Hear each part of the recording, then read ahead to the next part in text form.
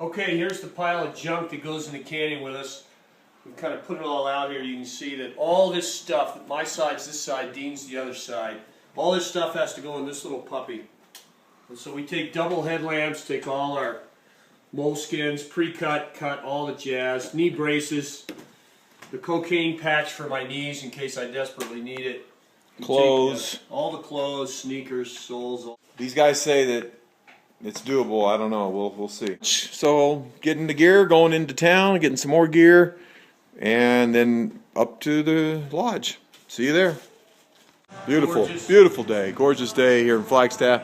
Just hanging out, doing some work here before we head up to the canyon. Hey, it's the night before. It's what time? 7 o'clock? 6:10. So we'll be back here in 8 hours, 3 a.m.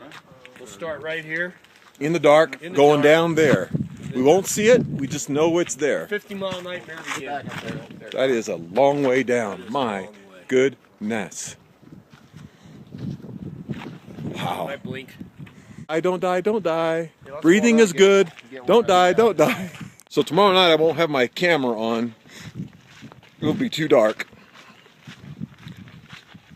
Can't imagine.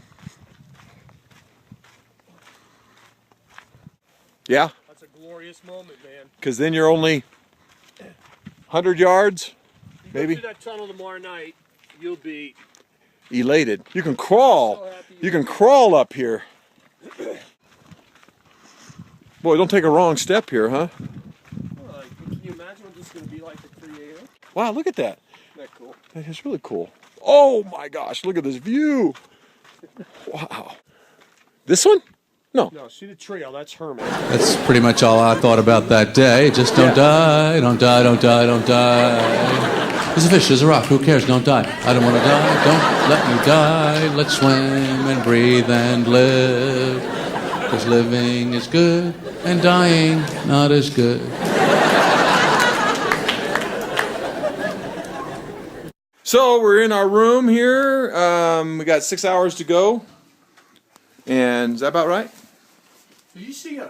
And we're just gearing up and getting our stuff ready. So we got things are moving along here. We got more food than we really need. I do. And it looks kind of fun. So this is base camp, right guys? Yeah. Feeling good? Woohoo! Ready to get This is the started. fun stage. Well, it's hard to see in this light. We've been walking about 2.5 hours. Can't see it. About 2.5 hours. There's the moon, Colorado River. Been going pretty good here, so that's about all I can show for now. All right, we're here at Phantom Ranch. It was a 3-hour hike down. Nice little hike, huh? And you found something in the cache, or you geoed it? I logged, signed a guest register at the river house just as you hit the river. Okay. So this is Phantom Ranch, 9 miles, right? And just up the river from the Colorado River is about half a mile down there. People are getting up at 6:30 and 6:20, and we'll leave in about 10 minutes. But what a nice day! Well, I'm actually feeling pretty good. I got two little blisters though, one there and one there, on the inside of my toe. So I hope that bandage will help work it out. Very dusty. Got these gaiters on. Dusty, a little sweaty. Got a little food here. Got an egg, a little chicken, a little grub, and we'll be heading back. What's the next? Cottonwood? That's 5 miles? 6. 6 miles. Next stop, Cottonwood, 6 miles. And then we're going to soak. You got a song for the morning? I love to go a-wandering along the streams of green. And when I go wandering... Oh, we just left Phantom Ranch.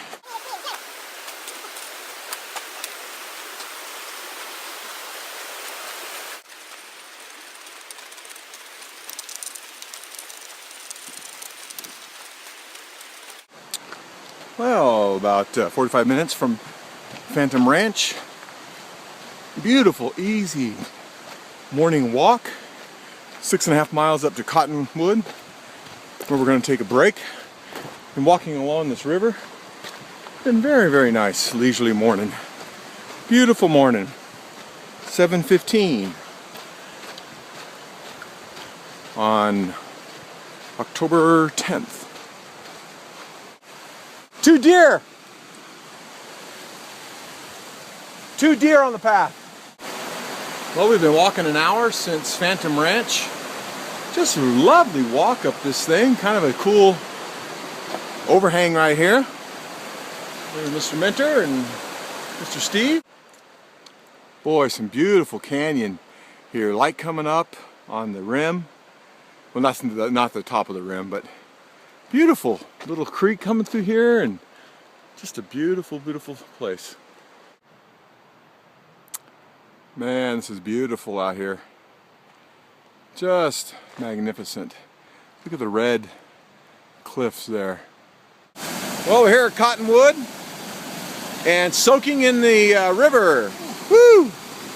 So we got, what, 16 miles done in 6 hours. Not bad. Wow, beautiful little waterfall. Heading out of Cottonwood up to the rim.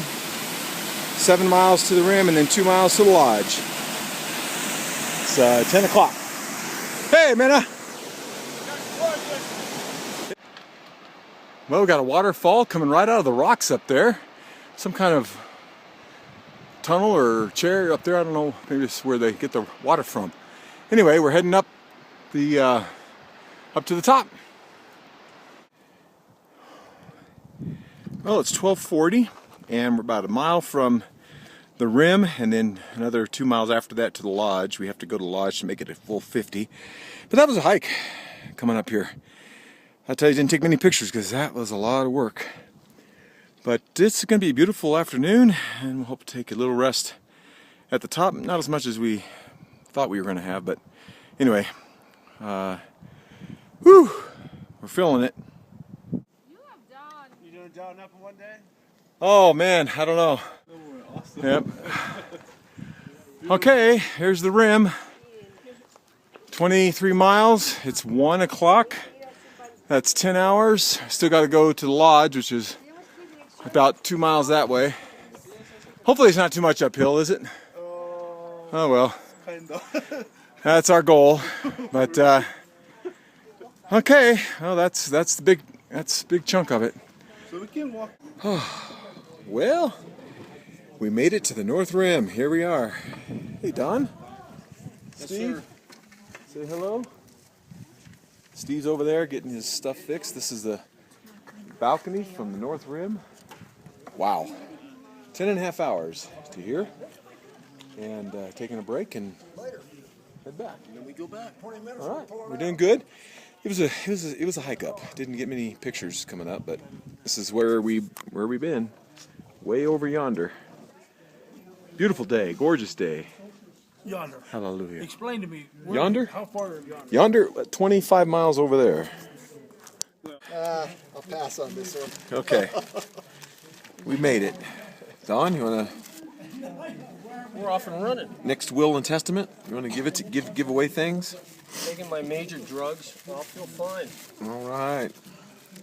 And I don't even have a doctor as a wife. You got my drugs. Yeah. Oh, what a nice little break. Can't imagine that we're going back over to that other side.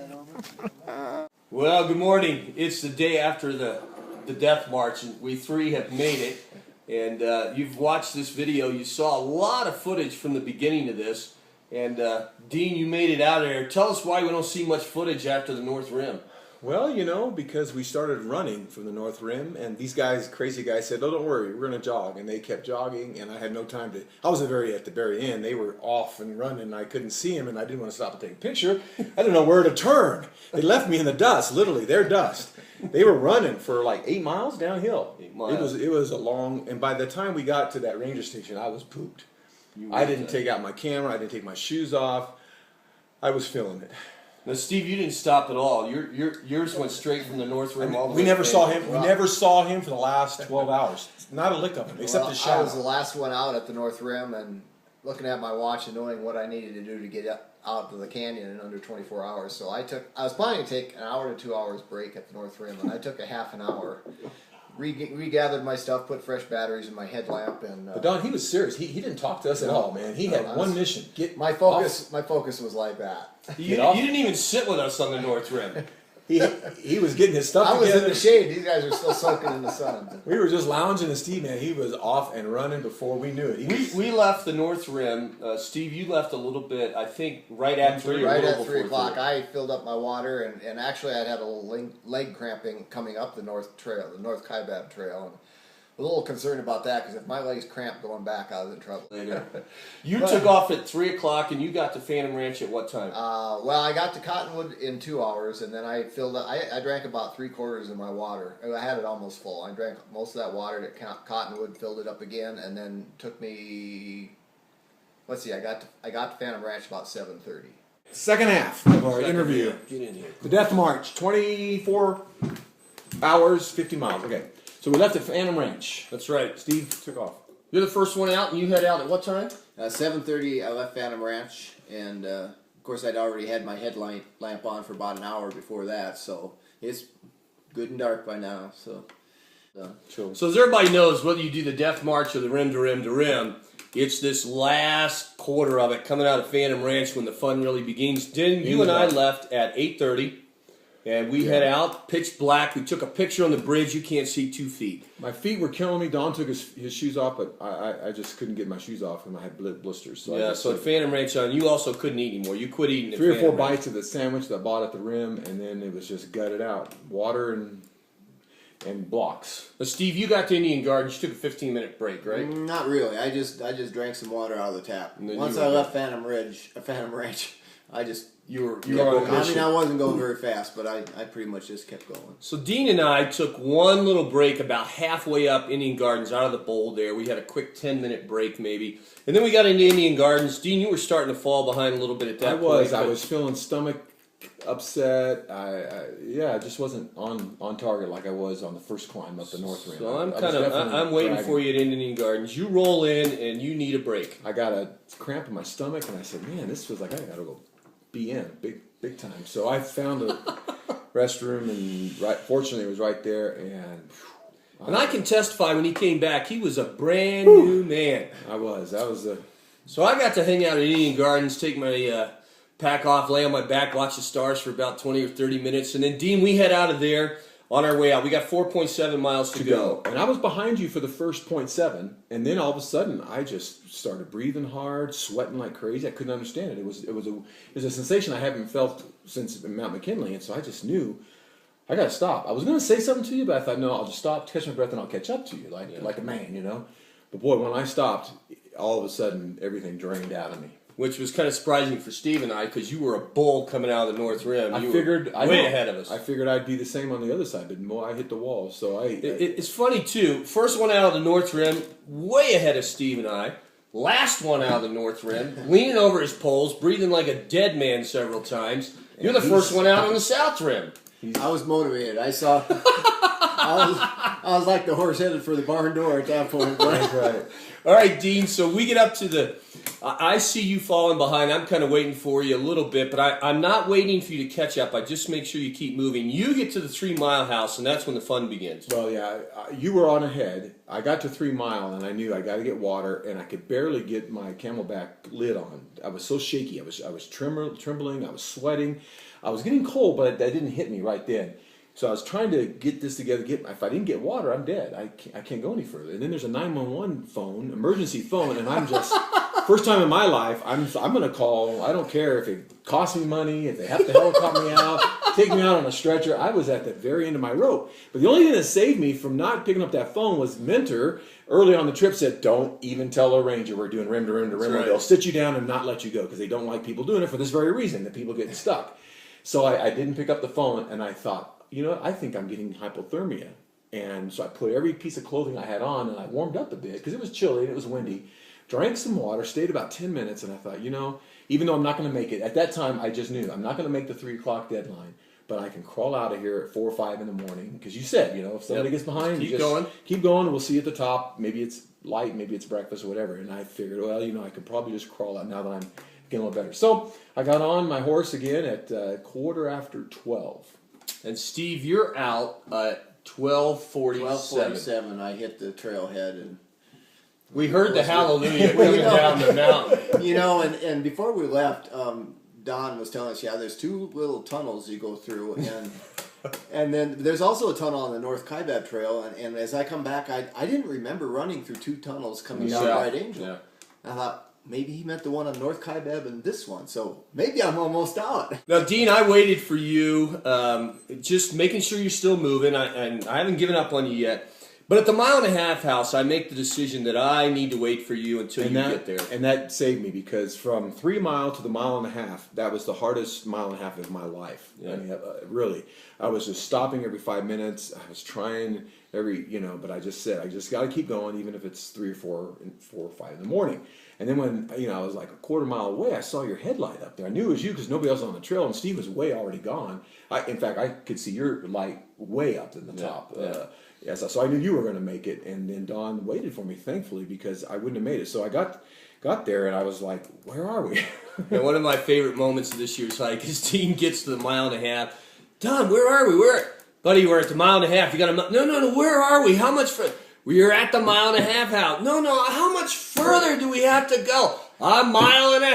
And Dean, I couldn't believe it. It took you 5 minutes to register, really. I really thought, I just didn't think I had covered that far. But it took me from 12:15 to 1:45. Yeah, something like that. At the 1.5 mile mark, it was an hour and, what were we? You were an hour and 45 out. Okay, so anyway, that was a long 1.5 miles to the 1.5 miles mark. Now, for those of you who know Dean, can you picture this? The dude is so feeble, he hands me his backpack and says, could you please give me some water? I can't open it or close it. And so I truly could not. And it's a good thing I had my poles because I was stumbling like a drunk guy all the way up there. I was just really, really hard to walk. So we tell Dean at that point, hey buddy, you got 1.5 miles, an hour and 45 minutes. You can do this. And when he said 1.5 miles, an hour, I did the math in my head. I said, I just came 1.5 miles in 45 minutes. I can do this. I can crawl up the last. So that gave me a tremendous boost of confidence that not only am I going to live, I'm not going to get helicoptered off here. I'm not going to die of hypothermia. I'm actually going to make the goal. I'm going to get under, and by then I was calculating, okay, I could probably get in at 2:30, 2:45. I got 15 minutes to spare. Yep. And then we just kept on cranking. Dean cranked out. He saw the Samantha, you'll love this. If this makes to the ESPN on your highlight, Sam, I know you remember when you turned that little corner and you started to cry and the tears were running down and Derek thought he was going to carry you out of there. Dean got to the tunnel right there, Sam, and he said, I'm the crying girl. I just don't have any tears. And boy, you talk about one happy camper. We got out at 2:08. Yep, and the 52 minutes to spare. And that first tunnel he talked about, the mile of tunnel, I was like, wow, I got an hour and 15 minutes.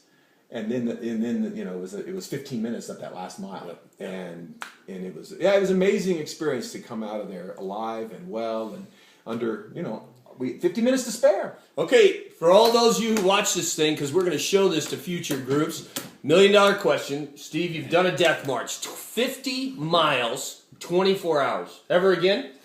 I'll have to give it some thought. I'm not going to rule it out, but Dino? There's my answer right there. All right, No. just for the record, I predict in 2 months, 3 months, 4 months, Pastor Coles is back on the trail with us. All right, folks, that's it. We'll see you next Death March. Never again.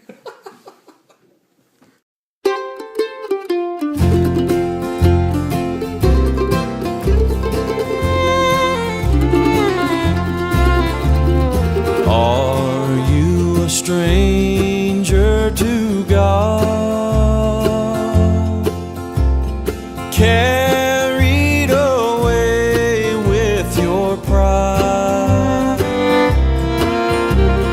Tell me, sinner, did you ever stop to